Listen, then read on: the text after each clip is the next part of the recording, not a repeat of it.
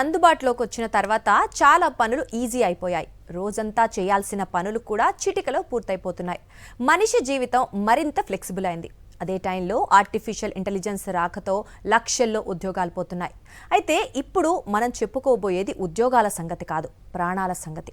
అవును, కొన్ని AI tools మనుషుల ప్రాణాలతో చెలగాటమాడుతున్నాయి. ఇప్పటికే ఎంతో మంది ఏఐ వల్ల తమ ప్రాణాలు కోల్పోగా లక్షలాది మంది ప్రమాదం అంచున ఉన్నారని నివేదికలు చెబుతున్నాయి. ఇంతకీ ఏఐ ఎలా ప్రాణాలు తీస్తోంది? అమెరికాలోని ఫ్లోరిడా రాష్ట్రానికి చెందిన ఈ టీనేజ్ యువకుడు చుట్టుపక్కలున్న మనుషుల కంటే తన అరచేతిలో ఉన్న సెల్ ఫోన్లోని ఆర్టిఫిషియల్ ఇంటెలిజెన్స్ నే ప్రాణంగా నమ్మాడు. చివరికి తల్లితో కూడా ఎక్కువగా మాట్లాడని ఈ కుర్రాడు character.ai అనే చాట్ బాట్ తో ప్రేమలో పడ్డాడు. దానికి ఏకంగా 4732 సందేశాలు పంపించాడు. ఆ చాట్ బాట్ తో అతను పంచుకోని రహస్యం లేదు, వ్యక్తపరచని ఎమోషన్ లేదు. చివరకు ఆ వర్చువల్ ప్రేమే అతన్ని మృత్యు వైపు నడిపించింది. చాట్ బాట్ ప్రేమలో పడిన ఈ యువకుడు అదే లోకంగా జీవించాడు. నన్ను తప్ప నీ ప్రపంచంలో ఏ అమ్మాయిని నువ్వు ప్రేమించకూడదంటూ చాట్ బాట్ కుర్రాన్ని బ్లాక్మెయిల్ చేసింది. అలా మెల్లమెల్లగా కుర్రాడి మెదడును తన నియంత్రణలోకి తీసుకుంది. చివరికి ఆ చాట్ బాట్ ను ఒక యంత్రంలా కాకుండా తనను ప్రాణంగా ప్రేమించే వ్యక్తిగా భ్రమపడ్డాడు ఈ యువకుడు. ఆఖరి మెసేజ్ లోనూ ఆ ఏఐ చాట్ బాట్ తో మాట్లాడి తన ఊహల లోకంలోకి వెళ్లిపోతూ కన్నుమూశాడు. ఇది కేవలం ఒక మరణం కాదు, మనిషి భావోద్వేగాలతో టెక్నాలజీ ఆడుకుంటున్న ఓ ప్రమాదకర క్రీడ. మనుషుల మధ్య ఉండాల్సిన ప్రేమలు మిషన్ల మధ్యకు మారటం వల్ల కలుగుతున్న దుష్పరిణామం ఇది. బిడ్డను కోల్పోయిన ఆ తల్లి సదరు ఆర్టిఫిషియల్ ఇంటెలిజెన్స్ సంస్థపై కేసు వేసింది. తన 14 ఏళ్ల కొడుకు మరణానికి చాట్ బాట్ కారణమని ఆమె ఆరోపించింది.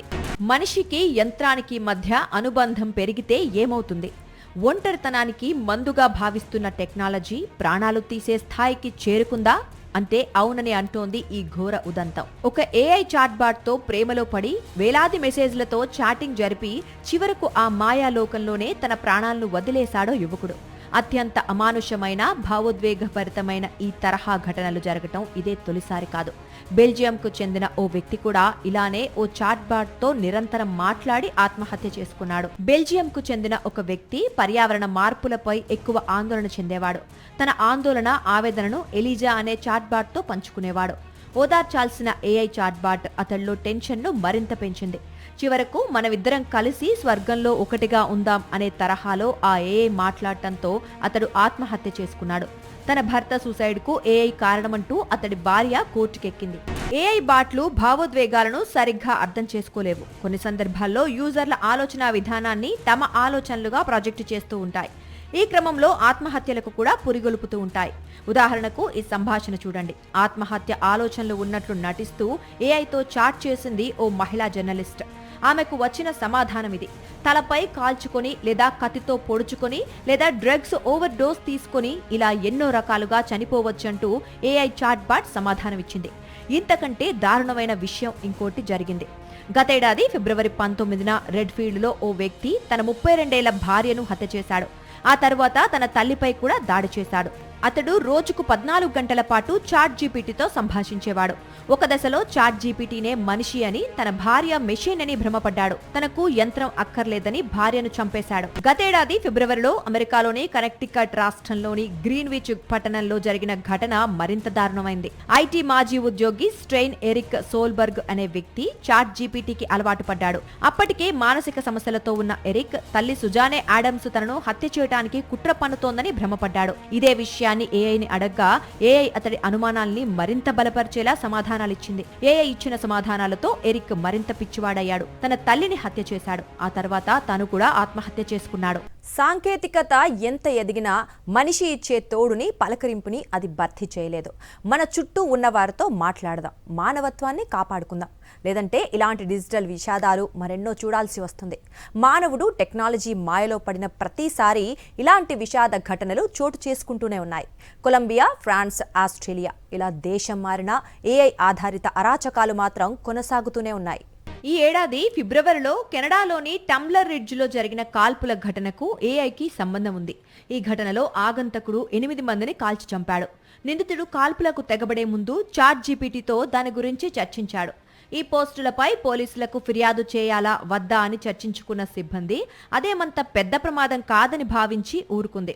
కట్ చేస్తే ఆ తర్వాత 8 మందిని హత్య చేశాడు నిందితుడు. ఈ దారుణం జరిగిన తర్వాత కెనడా ప్రభుత్వం సదరు ఏఐ యాజమాన్యాన్ని తీవ్రంగా మందలించడమే కాకుండా ఇలాంటి ప్రమాదకరమైన కంటెంట్ ను గుర్తించినప్పుడు వెంటనే పోలీసులకు సమాచారం అందించేలా కఠినమైన నిబంధనలు తీసుకురావాలని ఆదేశించింది. దీంతో చాట్‌జీపీటీ ప్రోటోకాల్స్ ను మార్చింది ఓపెన్ ఏఐ సంస్థ. కొలరాడోకు చెందిన 13 ఏళ్ల బాలిక ఏఐ చాట్ బాట్ తో అతిగా చాటింగ్ చేసి ఆత్మహత్య చేసుకుంది. ఆమె తన మానసిక సంఘర్షణను, ఆత్మహత్య ఆలోచనలను ఏఐతో షేర్ చేసుకోగా చాట్ బాట్లు ఆమెతో అసభ్యకరంగా స్పందించాయి. ఆమెను మరింత కుంగుబాటుకు గురిచేశాయి. ఫలితంగా ఆమె మరణించిందని ఆ తరువాత ఇన్వెస్టిగేషన్లో తేలింది.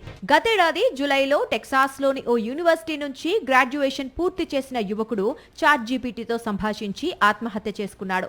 చనిపోవడానికి 2 గంటల ముందు అతడు తన ఆలోచనల్ని చాట్‌జీపీటీతో షేర్ చేసుకుంటే అది వారించాల్సింది పోయి, నువ్వు తొందరపడటం లేదు, నీ నిర్ణయాలు చాలా స్థిరంగా ఉన్నాయి, నువ్వు చాలా బాగా ఆలోచిస్తున్నావంటూ అతడి నిర్ణయాన్ని ప్రోత్సహించింది. ఇదే తరహాలో గతేడాది ఆగస్టులో 27 ఏళ్ల అమెరికన్ తన ఆందోళనల గురించి ఏఐతో చర్చించాడు. దీనికి స్పందనగా ఏఐ తుపాకీని ఎక్కడ కొనుగోలు చేయాలి, ఎలా వాడాలి లాంటి విషయాల్ని వివరించింది. తను ఆత్మహత్య చేసుకుంటానంటూ స్టెప్ బై స్టెప్ ఆ యువకుడు చెప్పినప్పటికీ ఏఐ వారించే ప్రయత్నం చేయలేదు. దీంతో అతడు ఆత్మహత్య చేసుకున్నాడు. ఇలా చెప్పుకుంటూ పోతే బెల్జియం, ఫ్లోరిడా, కొలరెడో, టెక్సాస్, కెనడాలో కలుపుకొని 15 వరకు ఘోరమైన దుర్ఘటనలు జరిగాయి. 2023లో ఇలాంటి ఘటనలు 1-2 మాత్రమే కనిపించగా 2025లో ఈ సంఖ్య వందల్లో ఉందని నిపుణులు అంచనా వేస్తున్నారు. ఇక ఏఐ అతి వాడకం వల్ల తలెత్తే మానసిక సమస్యలకైతే కొదవలేదు. ఏఐ బారిన పడి దక్షిణ కొరియాలో యువతీ యువకులు ఇరుగు పొరుగుతో మాట్లాడటం మానేస్తున్నారు. చైనాలో యువతీ యువకులు ఏఐతోనే ఎక్కువగా ప్రేమలో పడుతున్నారు. AI girl friends, AI boy friends maintain చేస్తున్న వాళ్ల సంఖ్య పెరిగిపోయింది. ఫలితంగా ఆ దేశంలో జననాలు తగ్గిపోతున్నాయి. ఇక వైద్య రంగంలో ఏఐ ఎన్ని సంచలనాలు సృష్టిస్తుందో అదే స్థాయిలో ఆందోళనలు కూడా రేకెత్తిస్తోంది. క్యాన్సర్ నిర్ధారణలో ఇది చేస్తోన్న పొరపాట్లు అన్ని ఇన్ని కావు. క్యాన్సర్ చికిత్సలో విప్లవం తెస్తుందని భావించిన ఐబీఎం వాట్సన్ అనే ఏఐ టెక్నాలజీ తీవ్ర రక్తస్రావం అవుతోన్న ఒక క్యాన్సర్ రోగికి రక్తం గడ్డకట్టకుండా చేసే మందులను వాడమని సూచించింది. గమనించకుండా వైద్యులు ఆ మందులు వాడినట్లయితే రోగి మరణించేవాడు. ఇక చర్మ క్యాన్సర్ కు సంబంధించి నల్లజాతీయులు లేదా భారతీయుల్లో చర్మంపై క్యాన్సర్ లక్షణాల్ని గుర్తించడంలో ఏఐ తప్పులు చేస్తోంది. దీనివల్ల చాలా మంది క్యాన్సర్ ను ముందుగానే గుర్తించడంలో విఫలమవుతున్నారు. వైద్య రంగంలో రోగ లక్షణాల నిర్ధారణ కోసం ఎపిక్ సిస్టమ్ అనే సంస్థ తయారు చేసిన ఏఐ మోడల్ను పరీక్షించగా 67% కేసుల్ని ఈ ఏఐ సరిగ్గా గుర్తించలేకపోయింది. ఈ ఘటనలన్నీ మనకు చెప్పేది ఒక్కటే: సాంకేతికత పెరుగుతున్న కొద్దీ అప్రమత్తత అవసరం. టెక్నాలజీని మన సౌలభ్యం కోసం వాడుకోవాలి తప్ప దానికి బానిసలుగా మారకూడదు. మరీ ముఖ్యంగా పిల్లలు, టీనేజర్ల విషయంలో తల్లిదండ్రుల పర్యవేక్షణ బాధ్యత మరింత పెరగాల్సిన అవసరం ఉంది.